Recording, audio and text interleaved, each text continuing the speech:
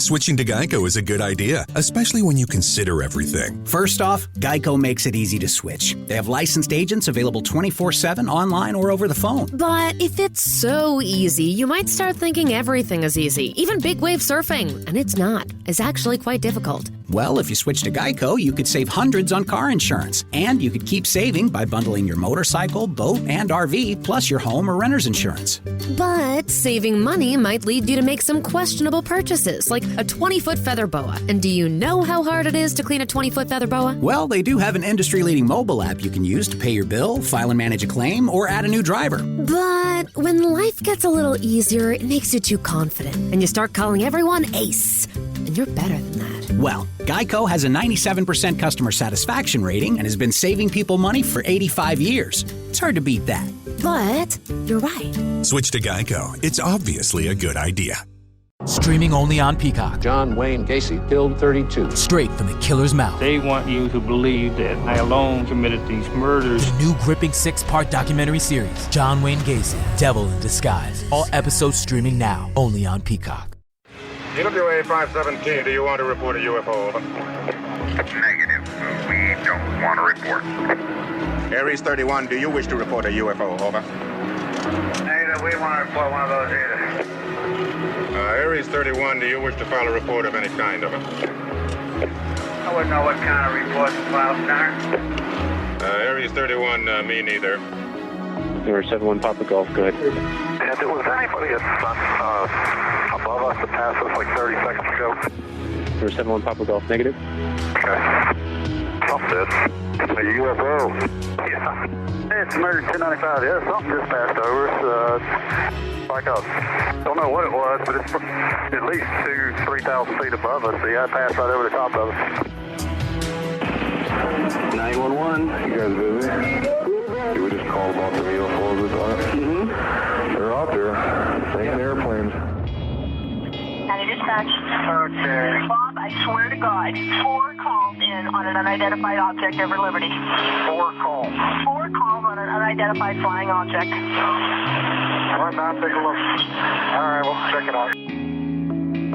Welcome to UFO Chronicles, a place where people share their experiences of the strange and unexplained. If you've had an encounter and would like to be on the show, you can email me at ufochronicles@gmail.com.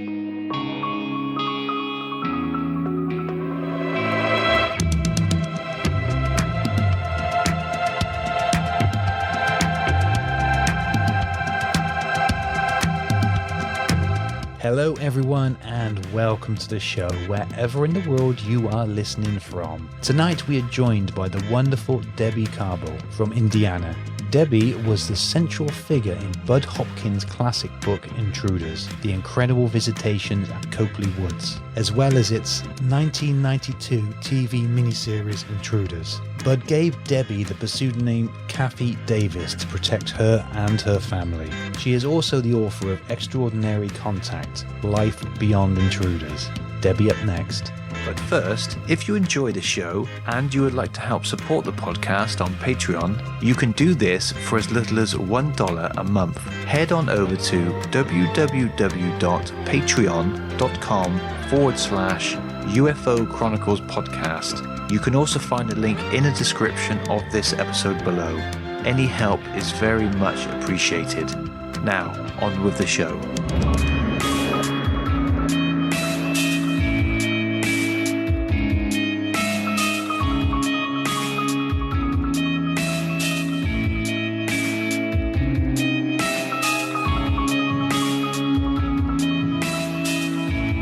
Welcome to the show, Deb. Thank you. I am happy to be here. And thank you for coming on the podcast. It is wonderful to have you join us. And you're calling from Erie, Indiana. Erie, Kokomo, Indiana. There used to be a TV show back in the mid-90s, and that was called Erie, Indiana. Uh-huh. I remember that, yeah. I love that show.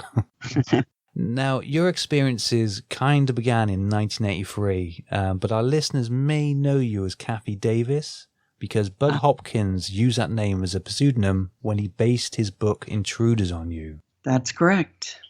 Would you like to take us back to the very beginning, please, Deb? Sure. The book Intruders is kind of centered around an event that happened to me in 1983. But I had unusual experiences that went back before that in the 70s and in the 60s, beginning about the time I was 6, I think.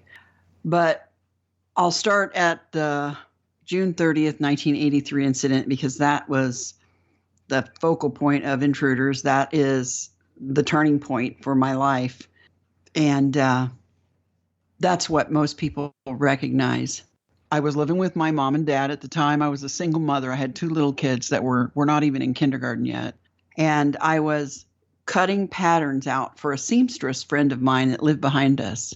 So that night I was going to go cut some patterns and make a little extra money to help out. And we had just finished our supper. And I was standing at the kitchen sink washing my hands, and I looked out the window at the sink and I noticed a light in the pump house of my mom and dad's swimming pool. The pump house was north of the swimming pool, right at the end of it, and I knew that light shouldn't have been there because I had gone out earlier in the afternoon and dosed the pool with chlorine. I did chores around the house for them. I mentioned it to my mom that the light was on out there, and she's like, well, don't worry about it. Your dad will turn it off when he comes home. Something about the light didn't quite set right with me at the moment, but I couldn't put my finger on it. Thinking back later, I realized that the light wasn't quite the right color. It was brighter and a whiter kind of light than would typically be in there. I didn't fully consciously realize that at the time. Well, the house is a tri-level sandstone, and there was a double driveway. When you pulled in off the street, you could take one drive down to the front of the two-car attached garage, or you could split the drive and go down the side of the house along the swimming pool and back to a turnaround that was in front of a workshop that my father had built back there where he worked on his models and stuff. So I thought to myself, you know what? I'm going to drive down that side road, that side drive, and just take a quick look before I leave, just to make sure I don't see anybody out there, because I'm about to leave my mom and my 2 little kids here. And I'm not thinking aliens, UFOs, or any other kind of weird stuff. At that time, I'm concerned about a prowler or, somebody that's going to break in the house. So I go along the drive, round the turnaround and back, and I noticed that the light was out, which I thought, well, I guess the light bulb burned out. But I did also notice that the pedestrian door to the garage was now open, and I knew that was not supposed to be open. So I kind of figured the dog that was in the garage was out somewhere now. But I didn't stop. I went ahead and went on over to my friend's house. She just lived 1 street behind us, so it took literally 2 minutes to get to her house. And then when I got there, I called my mom, and I told her, the light's out, but the door to the garage is open. So that means Penny's loose. And she said, well, don't worry about it. I'll just lock the doors, and when your dad gets home, he can worry about it. And I'm like, okay. So I hung the phone up, and as soon as I hung it up, it rang again. And I just instinctively just snatched it right back up. And I answered it, and it was my mom. And she said, Debbie, I want you to come home right now. And she sounded weird, completely out of character for my mom, because my mom never got ruffled feathers or scared over anything. And she sounded scared.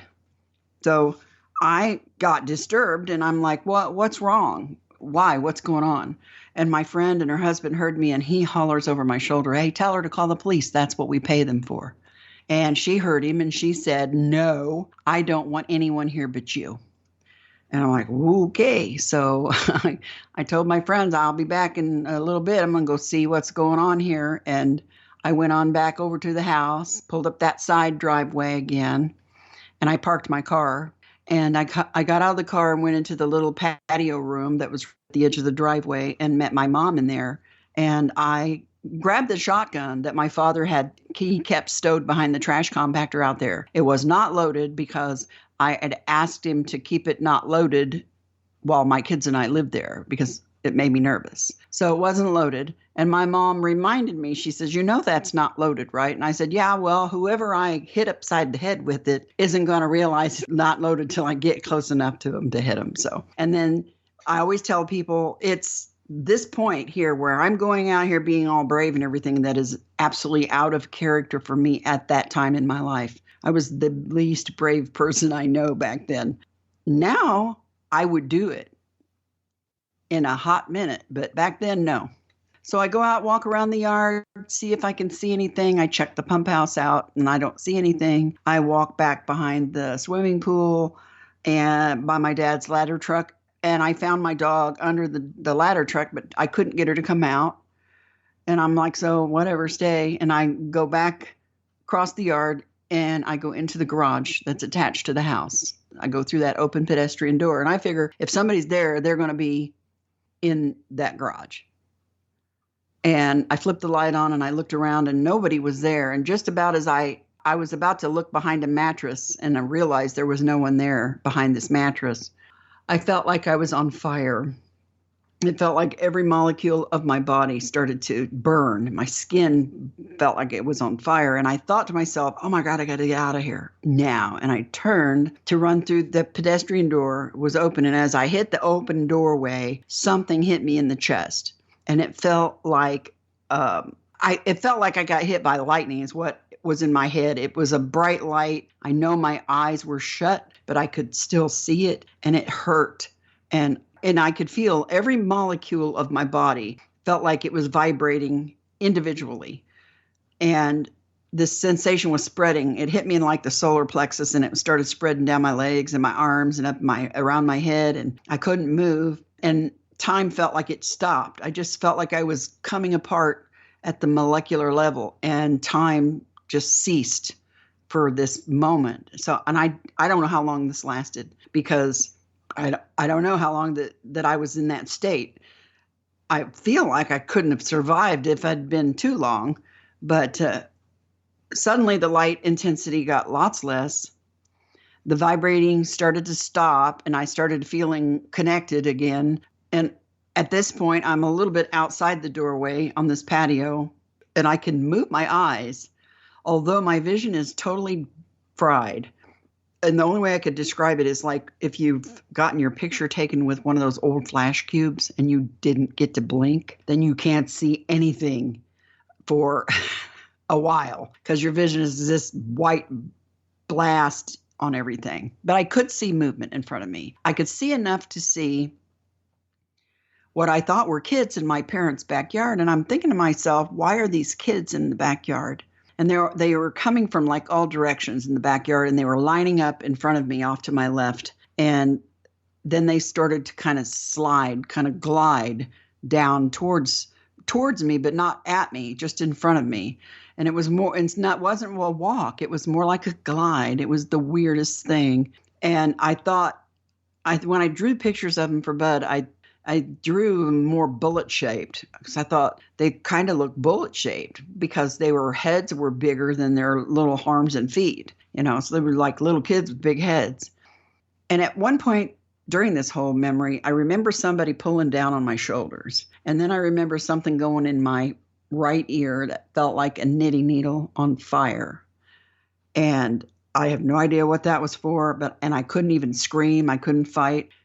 And I heard someone say it was unfortunate that I had felt the pain. In retrospect, I feel like whatever damage was done to my eyes or me or my dog or any pain I had or any fear I had, I don't believe it was intentional. I think it was inadvertent side effect of whatever was going on. But and then at one point I noticed as these little kids were gliding down in front of me, then a little bit off to my left is when I saw the thing.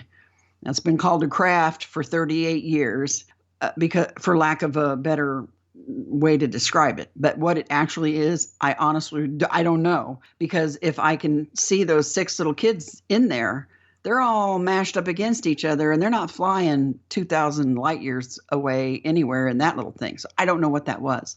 It was shaped like an egg.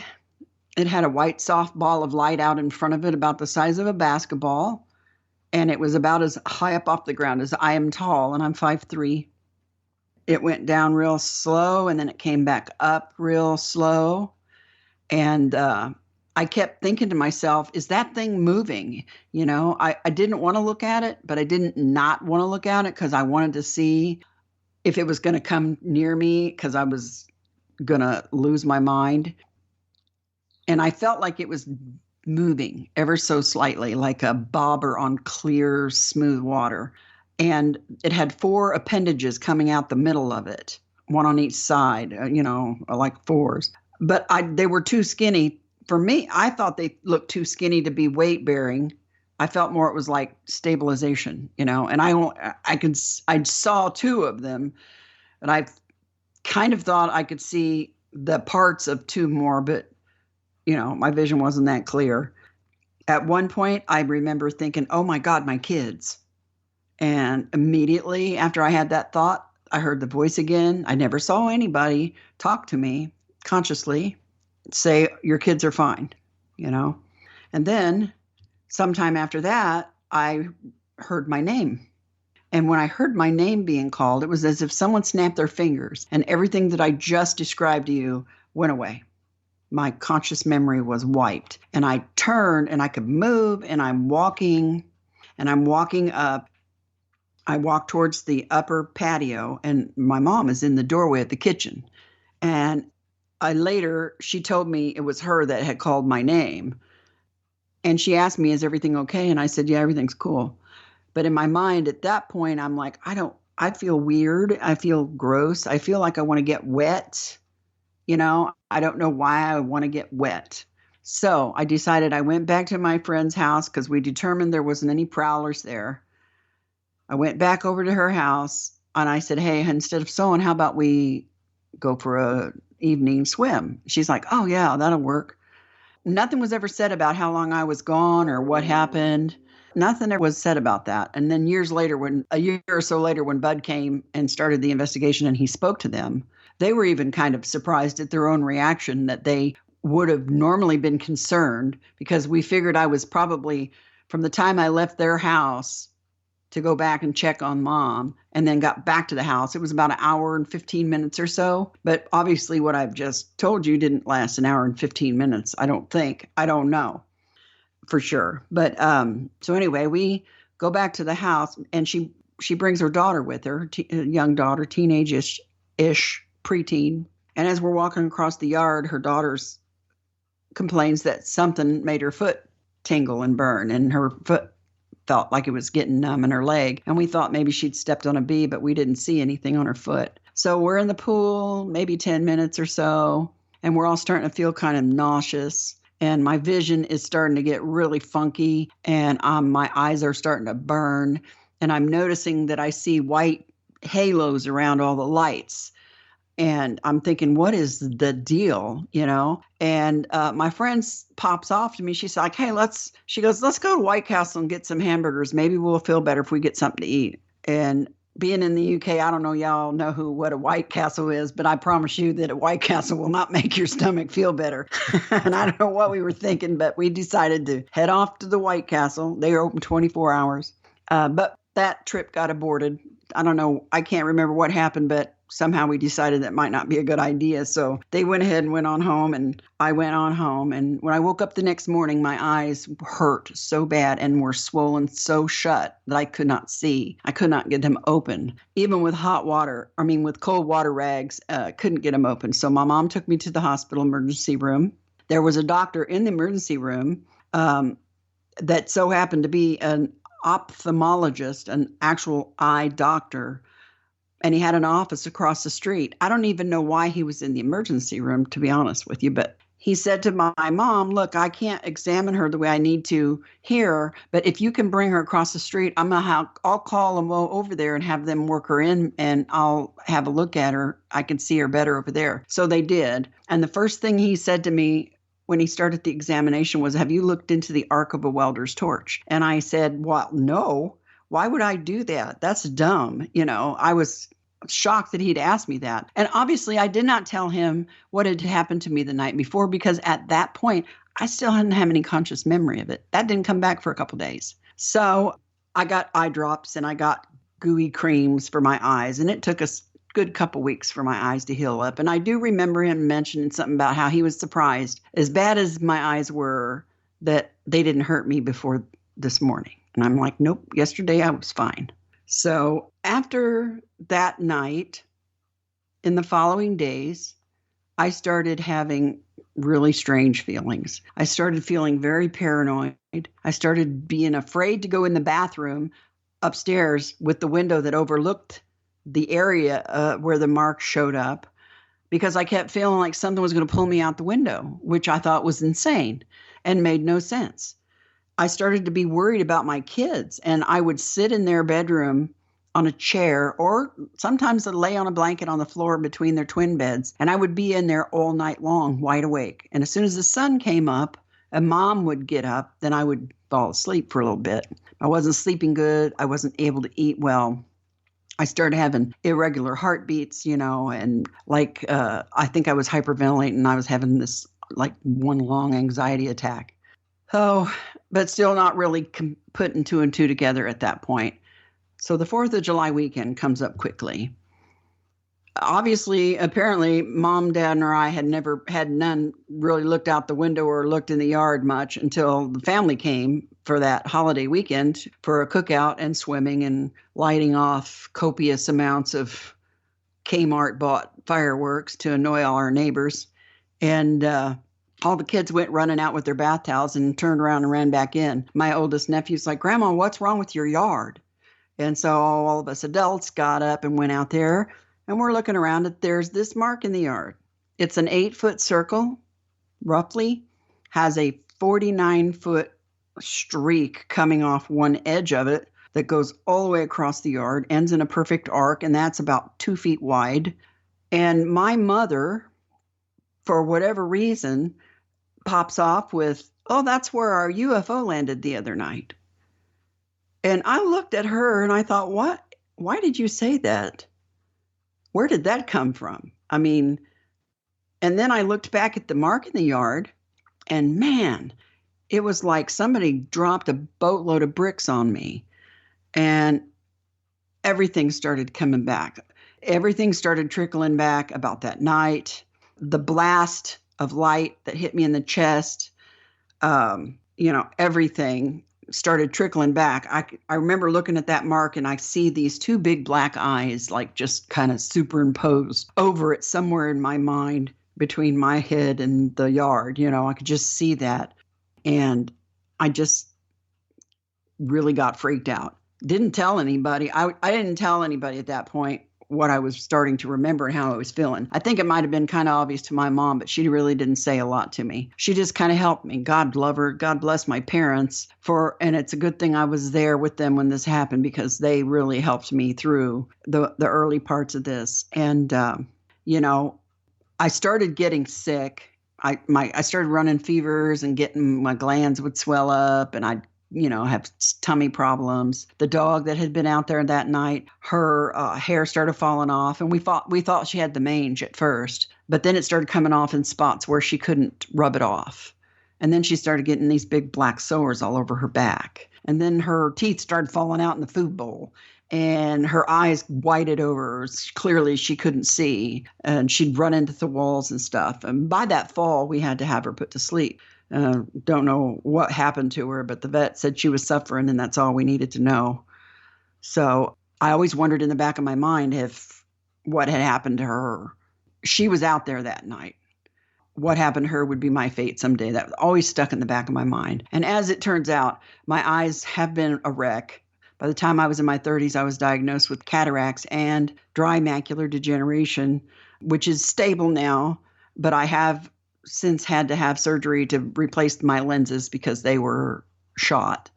And I will always blame that night, even though I have no proof and can't, for all the skeptics out there, I can't prove it, but, I'm the only one in my family that ever had those problems, except my older sister who had wet macular degeneration and in her 60s, but she also had a UFO experience in 1965. So got to factor that in too.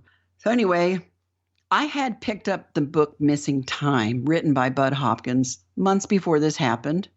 I was starting to remember things that happened to me back in the 70s that I couldn't believe that I had forgotten. And things when I was a little kid started to come back. And, then there was the whole thing with my sister in 65 in the church parking lot where she claimed for years, insisted that a UFO picked her whole car up with her in it and took off with her, and that she was gone for hours. She had dropped my mom off at a bingo game, and then as she was driving by the church, she suddenly felt compelled to pull in the parking lot and drive behind the church. When she did, there was this disc right at treetop level. Her car was right under it. She says that her whole car was lifted up into this thing. And the next thing she remembered was waking up in her car, and it was now dark. And not only that, it was now time to pick my mom up. And so she told us the story for years. And, you know, us younger kids, we believed her. She had no reason to make up something like that. But we would pester her about it until she'd get annoyed and then wouldn't talk anymore. So I went back to the library. I got Missing Time, brought it home. Didn't even try to read it because I knew better. Because prior to that, every time I tried to read it, I ended up in the emergency room with a panic attack, thinking I was having a heart attack. I just wanted the address in the back. And I wrote a 14-page letter to Bud, and I included a bunch of Polaroids of the backyard. I started the letter with my sister's 1965 experience, which I didn't ask her permission. So she was pretty mad at me when she found out I did that. And I just said, well, you'll get over it. But, and she did. But then I said, oh, by the way, this happened 30th of June. And I wrote him all this I just told you. And my mom, I gave her the letter, and she said to Bud, you know, when she handed me that letter, there was something in me that said, I don't really want to open this can of worms. And she said, I fully intended to not mail that letter. And I carried it around my purse for a week or two. And then she said, I was at a mailbox one day and something said, hey, you need to mail that letter. She's counting on you to mail this letter. She said, so I pulled it out and I dropped it in the mailbox. And she says, and I thought to myself, I hope he never gets it. But a few weeks later, it was a little while later, several weeks passed, and I had gone out with some friends. And when I came home, my mom was laying on the couch, and she said, hey, that guy that you wrote that letter to that wrote that book, she called it That Book, called. And I'm like, what? She's like, yep, called. She goes, his phone number's over there on the phone thing. I'm like, oh, my God. And I remember when I picked up his phone number, I started shaking.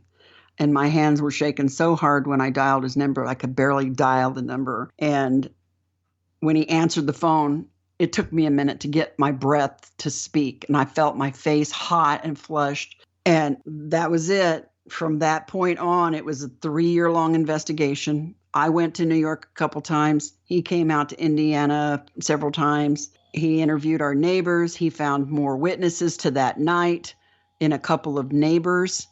The lady that lived next to us and then the one across the street from us. The lady who lived directly next to us that night, she said that she saw a bright flash from the backyard and the whole house shook and she got terrified. Her television screen turned red, whatever. I don't know what that means. And her husband told Bud when he came home from work, she was hiding behind the sofa and she was terrified that some men were going to come in and get her. And we didn't even really know these neighbors at that point very well. We didn't really talk, you know. And then the lady across the street from us was a night shift nurse at the hospital I was born at. And so she was just preparing to get about time to get up and start getting ready to go to work. And she said she was waking early because it sounded like a jet airplane was about to crash into her house and her whole house was shaking and her lights were acting weird. And the strangest thing of all was that she reported that all the clocks in the front of her house stopped. The clocks in the back of the house continued to run. Who knows what that was? And, you know, these people were interviewed, didn't know this was very early. Nobody knew unless they witnessed it. And even 20 years later, after Intruders was written, he got a letter from a woman who lived the street behind us, and the houses were separated by a small little bit of wooded area. And this woman says, I can't tell you if it was the exact date, but it was around the same time. My boys were having a sleepover with their friends, and they always slept out in the garage. And the opening of the garage faced the wooded area, which would face the back of Mom's house. And she said they all came screaming in one night, freaked out because they swore up and down there were dozens of basketball-sized balls of white light drifting through the woods. And it scared them because they thought they were coming to get them. And this was 20 years after Intruders was written, and this woman finally stumbled upon it and thought, hey, wait a minute, and wrote to Bud. And as far as the basketball-sized ball of light, it was weeks later, my mom was at the kitchen one day, and she says, oh, I just remembered why I called you home that night. And I'm like, really? Why? And what happened? She said, well, I was standing at the kitchen sink looking out the window at the bird feeder. And she said, there was like a basketball-sized ball of white light around the bird feeder. And she goes, at first I thought, well, is somebody there with a flashlight, and is that like just being illuminated by a flashlight? She said, but I didn't see any beam or anyone. And she said, then I thought, well, maybe your dad came home early and he was driving up the side drive. Maybe it was a headlight or something, but I didn't see anything like that either. And it continued to stay there. And she says that it got smaller and smaller and smaller. And then poof, it disappeared. And she said, as soon as it disappeared, that's when it come into my head that I needed to call you right back and tell you to come home right now. And I'm like, okay. I'm like, thanks for telling me that now. It kind of freaked me out a little bit, but it is what it is. So I sold my washer and dryer to go to New York the first time to see Bud. And as soon as I stepped off the bus, he took me right to a psychiatrist's office, Dr. Aphrodite Clamar, who interviewed me and I'm sure was checking me out, psychologically. And she did hypnotize me. Just to show me what hypnosis felt like. We didn't try digging into anything. And mainly just wanted to try to help me relax a little bit because I had this preconceived notion about hypnosis and I didn't want to, be naked in the middle of Times Square dancing around like a chicken, barking like a dog, and she's like, that's not how it works. So, but, that's how Intruders was born. And, the investigation went on for 3 years and he finally convinced us to let him write a book about it because we didn't want a book. At first, I just wanted help. That's how desperate I was. I went to New York City. I sold the only thing I had that was worth money to get a bus ticket, and I went to New York City to see a man who I'd never known or never met, who wrote some weird book about aliens and abductions and UFO stuff. And so I'm thinking all this when I'm on the bus, and I have this major panic attack, and I almost make them pull the bus over and let me get out because I'm thinking, what is wrong with you? You're a mother, and this guy could be an axe murderer. Are you insane? And that's just how desperate I was for help at this point. And see, I told you it's a long story. And that's just the one, that's the one thing. That's the big thing. But there are a million little things that, like I said, I started having spontaneously remembering things from my childhood, things from when I was a young married, and in the meantime, had an out-of-body experience when I was like 5. Then I had a near-death experience giving birth to my first son, and all the paranormal weirdness was happening, and it really ramped up after 83. And then we had another sighting, Mother and I, at the house in April of 84 that was stunning and ended up, I called the Center for UFO Studies hotline in Chicago at like 11 o'clock at night, and J. Allen Hynek himself answered the phone, and we drew a picture for him. We drew independent pictures. He interviewed both of us independently. And he even told my mom, he said, you know what, I'm beginning to think that maybe not everyone can see these things. And he didn't mean that in that, not everybody sees these because not everybody's crazy. In that, I think he meant not everybody's wired to be able to see this stuff. So because we couldn't figure it out. This thing that flew over the house that night on, I believe it was like April 24th, 1984, somewhere around in there. This thing was absolutely humongous. It filled up the entire sky around the trees above the house, the clearing. When I first saw it, as I was coming home from the drugstore, I saw it as a couple of, like 2 headlights. And I thought, it looks like landing lights from Indianapolis International. Because we only lived like 10 minutes from downtown Indy. So it ain't like we lived in there are millions of people live in Indianapolis. It's a fairly good sized city. But then when the headlight turned into one big one, I'm like, I don't think they do that. I started getting a little freaked out. And as this thing got closer, it wasn't making any noise that I could hear at that point.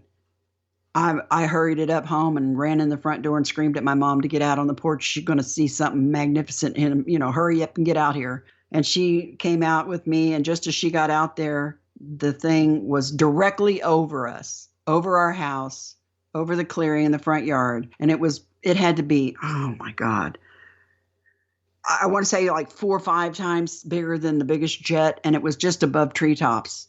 And it looked like a boomerang kind of shape, you know? And when it got directly over us, the lights on the bottom of it turned on and you could literally hear them come on. It was like boom, you know, and you could kind of hear a very, very low frequency vibrational hum-like thing. You could almost feel it. But other than that, it was dead silent. And this thing was huge. And these lights came on and they were like big strips of fluorescent lights, fluorescent-like looking strips, and then all kinds of little dots of lights, like starry dots all over that, you know, not in any particular pattern. And there was like a little ring of small lights in the I saw a little tiny red light in the center of that ring. I don't know whether Mom saw that or not. I can't remember. But my mom is standing there going, oh my God, that's the most beautiful thing I've ever seen. And I'm thinking, oh, hell no. And I looked at her like, are you insane? And I remember saying out loud, oh my God, not again. And and as soon as this thing got over the house, I ran in the front door, through the house and out the back kitchen door, just as this was passing over the house. And you could see it in the backyard, over the backyard, just above treetop level. My dad had a 100-foot ham radio tower in the backyard, and this thing was just above that. So that's how low it was.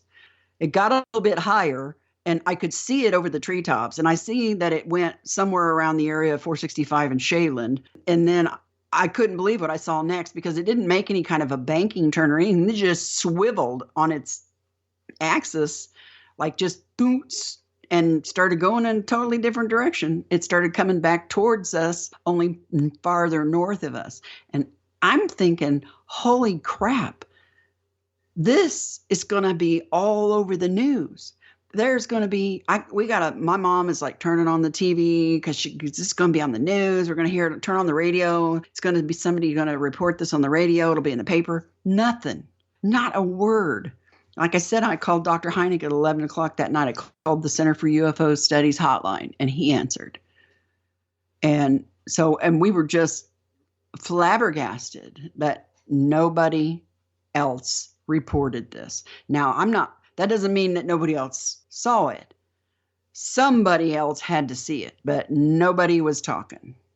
You know, and you got to remember, this was 30 years ago. The attitude about this whole phenomenon has shifted dramatically from 30 years ago to where it is now.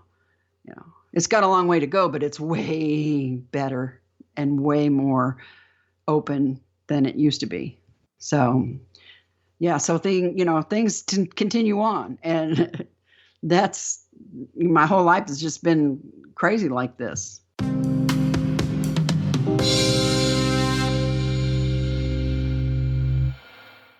Buying a home can feel like navigating uncharted waters. Redfin agents can help. They'll answer your questions with honest advice so you know exactly what you're getting into. They'll also help you tour as many homes as you want and show you what it takes to make a winning offer. With a Redfin agent on your side, you can sail straight to your dream home. Local expertise from Redfin. That's real estate done right. Tour subject to property and agent availability. Virginia Office Falls Church, VA, 844-759-7732. I'm Robert Conti, Chief of the Metropolitan Police Department, and I need your help. Dangerous driving on DC streets has risen dramatically, resulting in tragic fatalities. Together, we can reverse this trend. So join me in our commitment to adopt safe driving behaviors in the district. Never speed, drive impaired, or drive distracted. Too much is at stake to be careless behind the wheel, and our officers are committed to a safer community. And you should too. Please help us by ending all dangerous driving behaviors. 15 minutes could save you 15% or more. My dad used to say that. Sure, yeah. It's from Geico. Yeah, whenever I would ask my dad for life advice, he'd sit me down and say, son, 15 minutes could save you 15% or more. And look at me now, a well-adjusted adult with a drawer full of plastic bags I'll never use.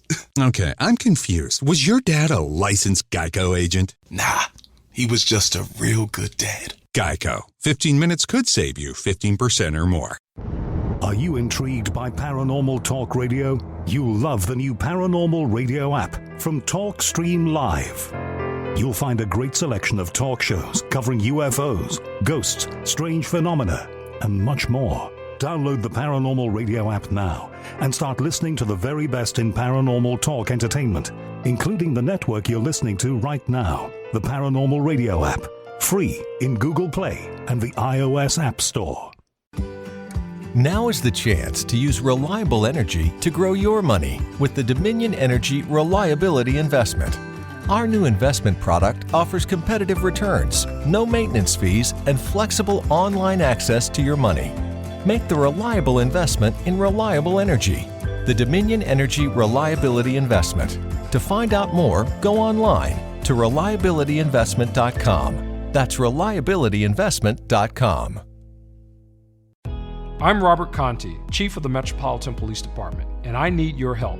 Dangerous driving on DC streets has risen dramatically, resulting in tragic fatalities. Together, we can reverse this trend. So join me in our commitment to adopt safe driving behaviors in the district. Never speed, drive impaired, or drive distracted. Too much is at stake to be careless behind the wheel, and our officers are committed to a safer community. And you should too. Please help us by ending all dangerous driving behaviors.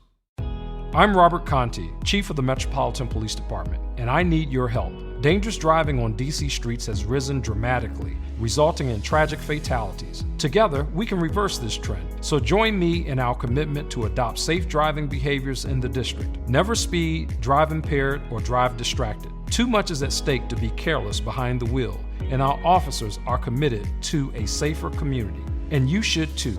Please help us by ending all dangerous driving behaviors.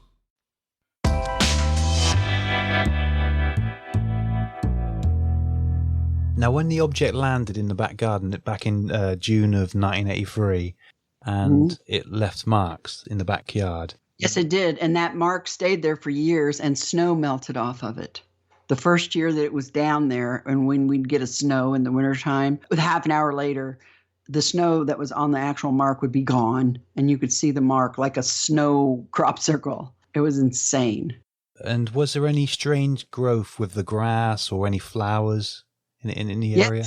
Yes. That, that I told you there was a small wooded area that separated the neighbor who saw the bright flash in our house. And that wasn't too very far away from where this thing came down and, appeared, whatever it did. I don't know how it got there, but, there was a swath of trees in that area, several feet wide. I'm not maybe 5 or 6 feet wide, something like that. On the leaves on that part turned yellow and wilted much quicker than the rest of the trees did in the fall. And they fell off a lot faster. And then we had some tomato plants planted by the driveway, by where the swimming pool is, near where the end of the streak was. And those tomato plants grew humongous. The vines on them were like almost size of my wrists. And the tomatoes were like grapefruits. They were huge, but they weren't very good to eat. They didn't have the good flavor, and they were kind of acidic. And then there is even a picture on the website of the dandelion, which is I apologize. First of all, I used a Polaroid, which Polaroids don't last 38 years. It's kind of fadey and janky looking. But the dandelions that grew closer to the area, as opposed to the dandelions out farther in the yard, you could see that they were 3 times the size. Their little heads, the little yellow heads, and the stems were double the length. And I have a big dandelion, a little dandelion, and an ink pen for perspective, and tried to take a picture of it because they were all huge. It was weird looking. And the coax cable that ran from my dad's ham radio tower into the house melted, and the transformer for the power lines blew, I think a few days later, and some of the lines in that were melted. I had called the agricultural agent for the state of Indiana. I'd called the gas company. I called the power company. I called whoever I could think to call to try to find out what would cause this. And the grass in the mark wasn't crushed or smooshed. It just looked like it just laid down. and it was kind of a grayish beige color. It was just dead, and the dirt itself was rock hard. Water, it repelled water. I took a chunk of it. I managed to get a chunk up, and I put it in a glass for 24 hours. I left it all night long, and when I came back, it was still a chunk. Everything else I tried from everywhere else in the yard, when I put it in the water the next day when I got up, I had a glass of muddy water, but not with this stuff. And it smelled kind of weird. It had just a slight kind of a match smell to it, kind of a twangy, dead smell. And there was a crack on one side of this circle, like something might have pushed up against it at one point. There was a big crack there. So I had a 12-inch ruler from school, kids' school, and I took it and I thought, well, let's see how deep this crack goes. And I actually dropped it accidentally and it disappeared. I never got it back. So it was well over 12 inches deep, the crack where the ground just couldn't take it and just split open. And later on, Bud did have the soil samples tested. He took some back to New York with him. And I think, I remember it correctly, it said that it had to be baked at 800 degrees for 12 hours. Or 1,200 degrees for 8 hours, I can't remember which, to get it to even be remotely as dehydrated as it was. And there wasn't any life in this soil. Was no bacteria or anything. And I did note that the animals in the yard, like the squirrels and the birds and stuff, never would go on that mark. They walk around it. Even our dog would walk around it as opposed to go across it. When she crossed the yard, she would walk all the way around this thing and get to the other side, which I don't know what all that means. Also, my father and my uncle had a Geiger counter. I don't know where these guys got this. It was out in my dad's workshop. My dad's and my uncle both was a little bit of a pack rat, and they had all kinds of toys back there. And it looked real old and funky, but they swore up and down it worked. And they said that they could get it zeroed in the workshop and just fine. But when they got to right about the swimming pool, they didn't even have to get they didn't have to get right up on top of it. But when they got about to the swimming pool, it started they weren't able to get it zeroed. I don't know what that means, but I just report to you what they said. Now, I don't know how long it remained like that. And like I said, Bud, it was weeks and weeks before Bud got out there. I did send him, I was like 100 pounds heavier than I am now. And I was out there with a spade, literally jumping on the spade, trying to get some samples up. And I was just barely testing it. I did get some chunks out, but interestingly enough, even though I was in a tornado in 2013 where I literally lost everything that I owned, a few things survived. The little stuff I can't replace survived. And one of those things was some bags that I still have with the soil samples that I took from the mark in the yard, because I took a bunch of them when I could chunk it up. So I still have some. If anybody wants to do any more tests on them, I got plenty of dirt. There was some environmental effects from that night. Yes. Yep, for sure. You had hypnosis to find out actually what happened that night. Did anything come out about after and when you had that late night swim? I've only had hypnosis, I don't know, maybe somebody asked me that the other day. I think maybe 5 or 6 times, because people don't realize that Bud and I lived 1,500 miles away from each other. He's in New York and I was in Indiana, and neither one of us was rich. And back then, even a phone call was a long distance call that cost a lot of money. And I clearly didn't have any, being a single mom trying to get back on my feet after a divorce. So, we didn't have many opportunities to get together to actually do it. And I can recall at least a few sessions we had. Really, not a lot came out. Wasn't a lot I remembered during the actual session. I would remember things afterwards.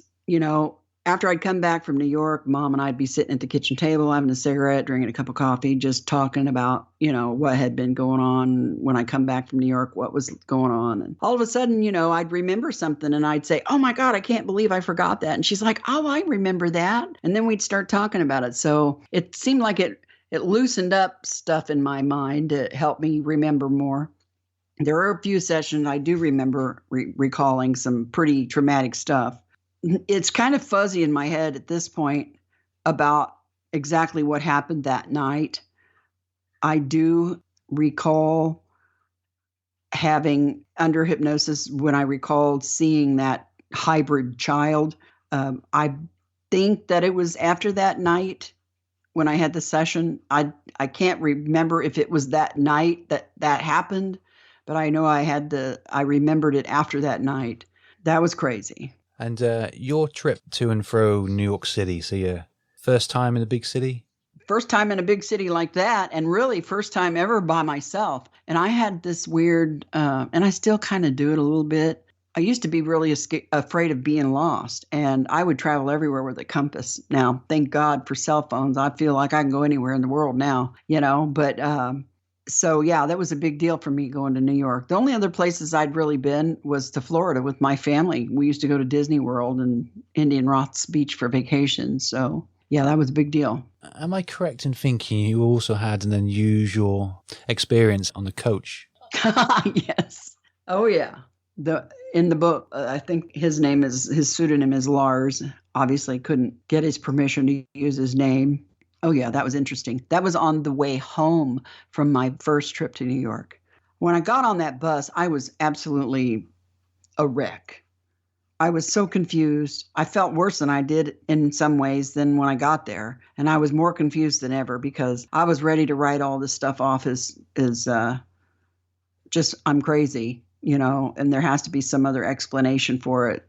But after I met Bud and started to find out about all the other people and things that people were saying that were so much like mine, that made it harder. And I felt safer in New York. Like I said before, I actually felt safer in New York, and I felt like I was going to go back home to the boonies and be a sitting duck again, and they were going to come back and, maybe they might be mad because I said something to somebody. I don't know. I didn't know. I mean, I was just a confused mess.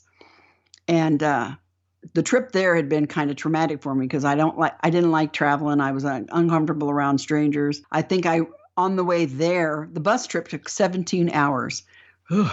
And I groan even thinking about it. I remember I practically had my purse wrapped around my neck, clutching onto it, because I was afraid someone would get in my purse if I fell asleep and steal what little money I had, and I don't know. I just felt weird on the bus. And of course I was having anxiety going there too. But on the way home, I thought to myself, by God, I'm not going to sit next to some smelly, gross person who's going to, pickpocket my purse while I sleep. I'm just going to lay down here and pretend like I'm asleep so maybe nobody will sit by me. So I did. I flopped my big old butt down on the seat and I laid there like I was asleep. And that worked for the first part of the leg of the journey. And then they made a stop in Philadelphia or in Pennsylvania somewhere. Pittsburgh or Philadelphia. Something starts with a P. Anyways, people got off and more people got on. I was riding all the way to Columbus, so I had a long way to go, and I did not have to get off. So I continued to fake sleep, and I could feel people getting on, and I started to peek up over the seat to see how many people were coming in and if I was going to be able to get away with this. And just as I looked up over the seat, that guy walked up the steps, and he was looking right at me like he knew exactly where I was, and our eyes locked. And I thought, oh, my God. And I ducked my head back down. And I thought, oh, man, he was so gorgeously beautiful. And I thought, oh, if I have to sit next to anybody, I hope it's him. So I'm laying there. And then I feel someone tapping to me. And I look up and there's this guy. There's two guys in military uniform. And he's like, can I sit here? And I'm like, oh, okay. I figure, okay, at least he's in the military. I'm safe. And his buddy sat next to him, kind of kitty-cornered from us. And here comes Mr. Gorgeous. And he sits down for a minute, and he's looking at these two guys, and he's looking at me. And I'm thinking, oh, my God, why is he looking at me? He's so beautiful. And then he says something to the guy in the seat, the other military guy. And I heard him. And he was speaking to the guy also next to me then. He started talking to him too. And he said, you look very tired. If you'd like, I would be happy to trade seats with you so that both of you could lay down and take a nap. And if the young lady doesn't mind, I'd be happy to sit with her. And I'm like, yes. And they're like, oh, okay. So everybody does the musical chairs. And here I am sitting next to this god of a beautiful person. And I'm thinking, I'm flabbergasted. I'm thinking, I can't even think at that point. And he says to me, so where are you going, and where you been? And I told him I had gone to Indiana. I was in New York City. And he goes, what were you doing in New York City? And I said, well, just visiting friends and exploring and doing some little bit of investigating. And he said, the extraterrestrials will like that or will love that. And I'm like, what? I looked at him and I thought, why did you say that? I didn't say anything about extraterrestrials. And I looked at him kind of weird, and he's like, oh, never mind. And I said, why are you in? And I didn't question it. At that point, I was locked.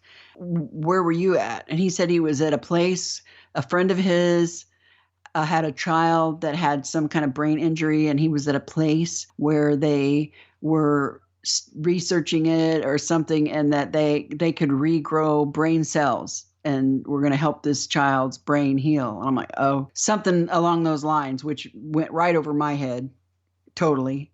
And also, I didn't realize that wasn't a thing either. So, I mean, what he said made sense, but like I said, I have a high school diploma and a beauty school certificate, so quite a bit gets past me, I guess.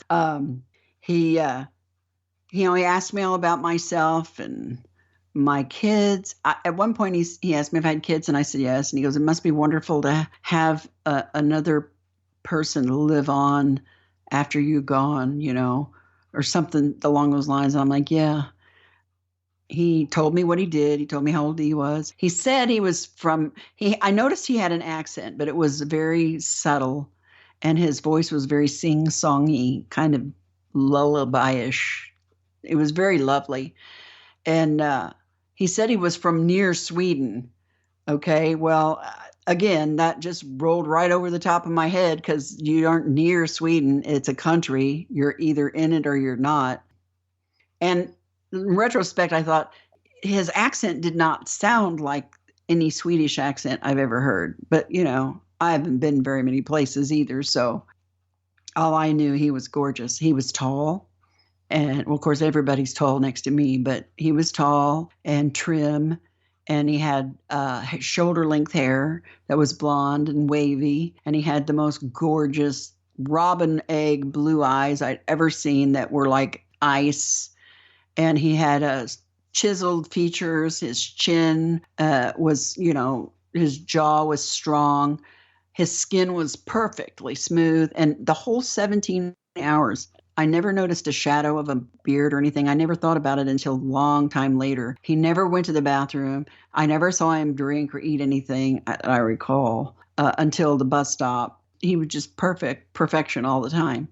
At one point, he reached over to me and, here's the girl who rode the whole bus trip there with her purse wrapped around her head. And this guy he strolls into my world, and all of a sudden I forget my entire life and I'll follow him anywhere. He puts his hands up to my face and he pulls my hair. I had long blonde hair then, well, medium length blonde hair.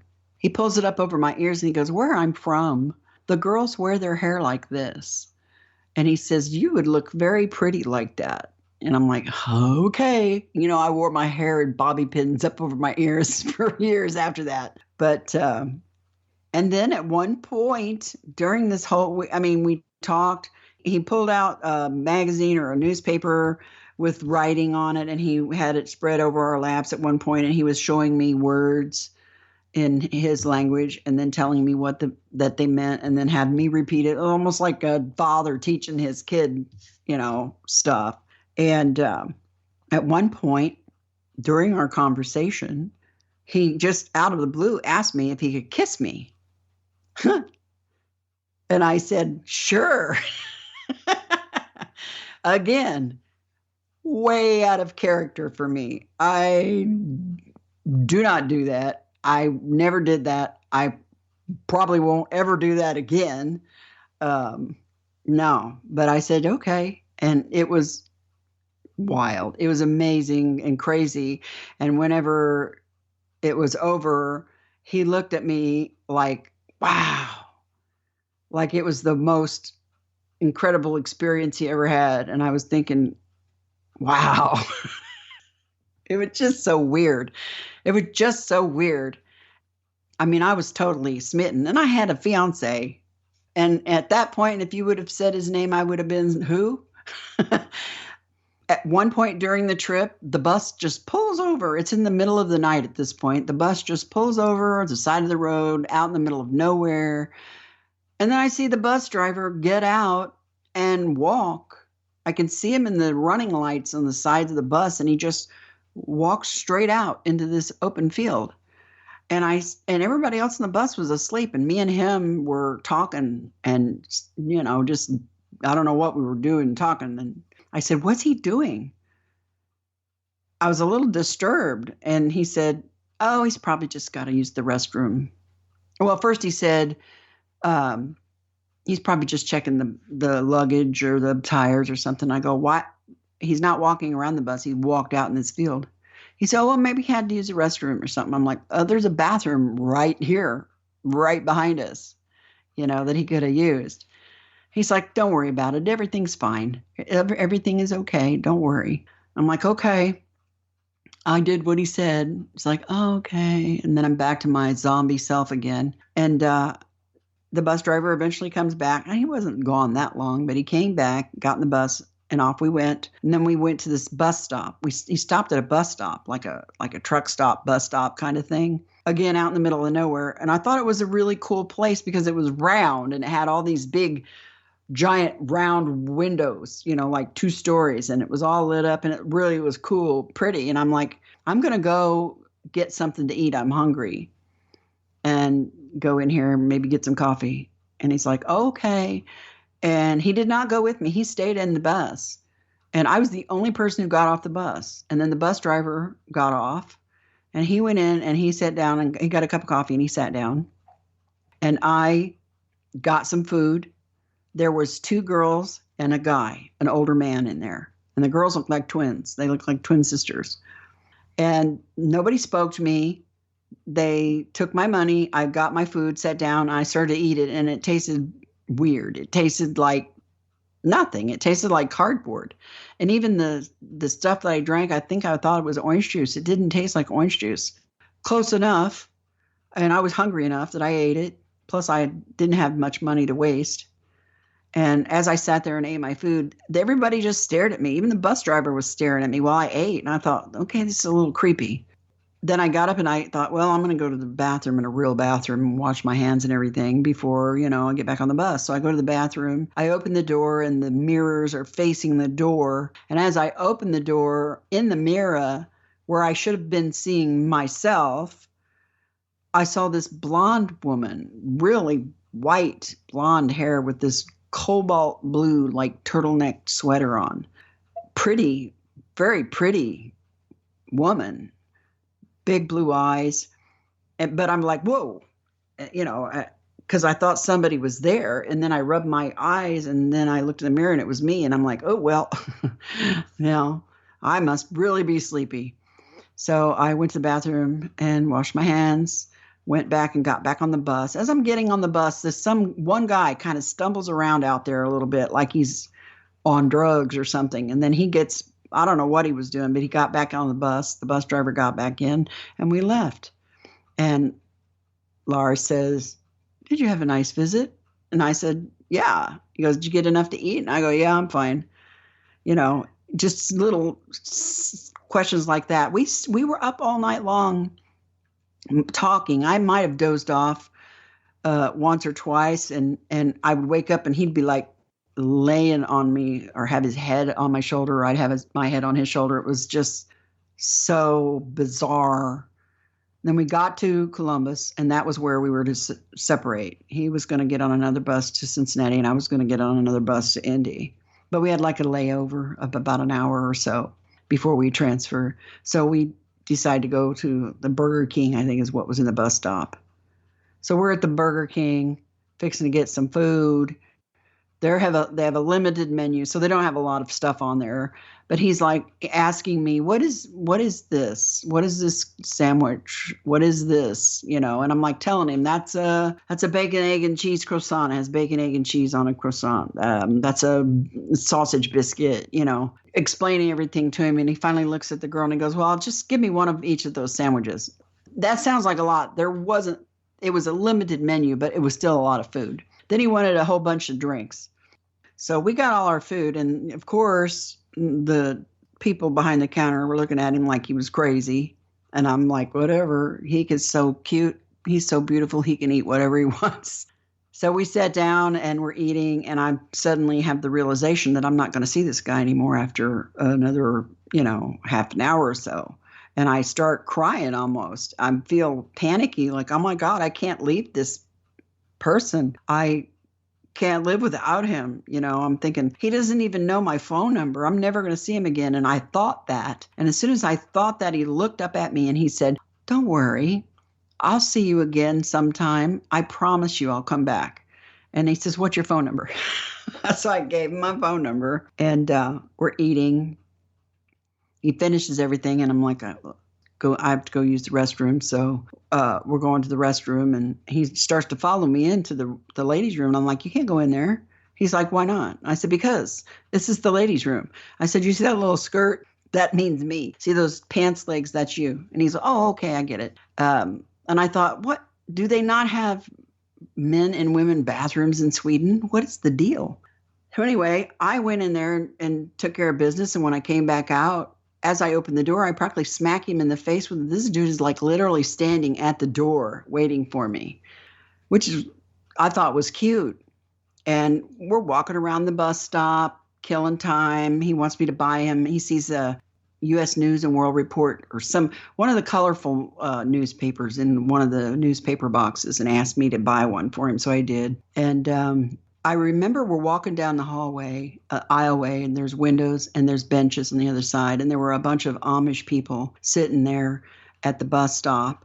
And when they looked up at him and I swear to God, the looks on their face it struck me weird. It's like, why are they looking at us like, they were looking at us like we were aliens, for lack of a better word. They were looking at us like we were alien.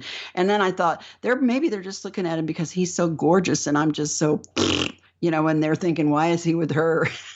That's how my brain worked. So, but they looked at us kind of odd, which I couldn't quite figure out. So anyway, it gets time to go. And he says to me, he knows I'm feeling really sad. At this point, I am almost in tears. And he says, I want you to put your headphones on and I want you to turn it on and play the music, listen to the music. And then here you read this, the paper that you got me. You take that and read it.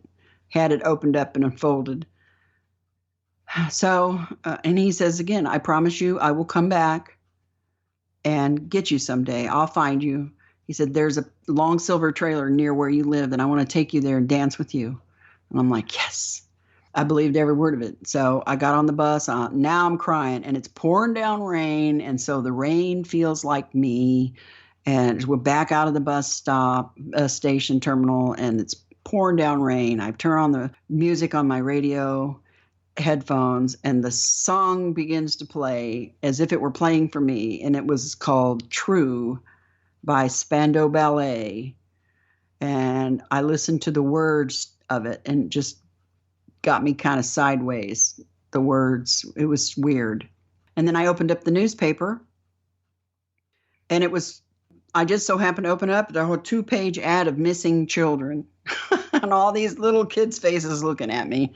And I just busted out crying. And I got home and I cried for 2 weeks over this person missing. And I called Bud right away. I called my friend Rosemary in New York and my buddy Mary and told them all about it. And Rosemary actually told me, she goes, when you first told me about him, I thought, oh, bless her heart, she's so lonely. She really thought I made all that up. And I'm like, no, he's a real person. I'm telling you, he is real. And so Bud helped me do a little self-hypnosis to just relaxing to remember what he had told me on the bus. And I remembered where he worked in Cincinnati. I remembered the name. I remembered what he did. I remembered his birthday. And how old he was. I remembered a lot of stuff, enough stuff that Bud was able to find him. He found him. He found the place where he was staying, the friend that he was staying with. And he originally talked to the friend first. And the friend told him, oh, yeah, he came home talking about her. He was clearly smitten with her. And he said, he was intelligent, but he was very eccentric, and that he was the type of person who would disappear from everybody's life for a year or two at a time, and nobody would know where he was. And then all of a sudden, he'd show up one day on your doorstep, and he would take off just like it had been yesterday since he saw you, with no explanation as to where he'd been or what he'd been doing. And that's how he'd always been. And he had come from who knows where and showed up at this guy's doorstep, and the guy was letting him stay there in exchange for letting him work as a motorcycle courier there for a while, because he liked to ice motorcycle race in whatever the country he lived in. I guess apparently he came from enough wealth that he was able to just jet around the world and do whatever he wanted, and disappear wherever he was going. But Bud did find him. Bud did talk to him. Then I talked to him, and I had the address where he was at from Bud, and I mailed a coin to him that had two hands clasping this bronze coin. And he called me and told me he got the coin, and he would carry it with him forever, and he would never forget me, and he promised he'd come back sometime. And I never saw him again. Every time I heard a motorcycle for like 20 years go down my street, I wonder if that was him. I was such a pathetic old person. But I found out just recently, within the last 5 years, that he actually died less than 2 years after we met, that he died. And I'm certain that it's him. I found the grave site.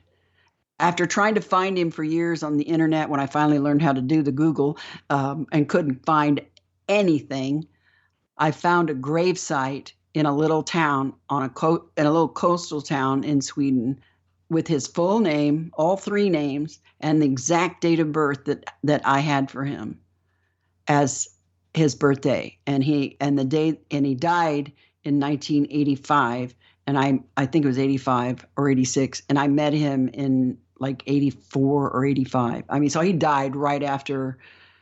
Who knows for sure what that was about, but I had several dreams about him after that through the years, where he'd come to me in these dreams, and they were vivid, lucid dreams that I always remembered. They were kind of weird, but yeah. So that was my 17-hour bus trip. Yeah, you see, that in and of itself is probably a whole other book I should have probably written, but it's unusual, isn't it? I mean, is it possible that Lars was, originally from somewhere else, a little bit further away than Sweden?